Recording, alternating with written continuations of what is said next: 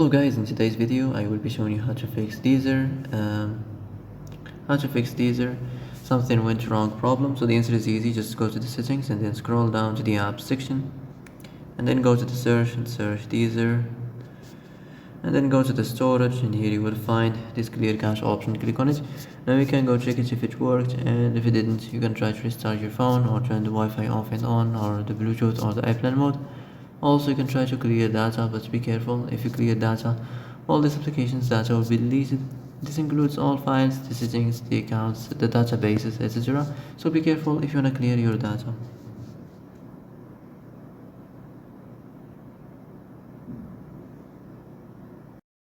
And that's it for today's video. I hope this is the answer you've been looking for. If you like this video, don't forget to like and subscribe, and see you in the next video. Thanks for watching.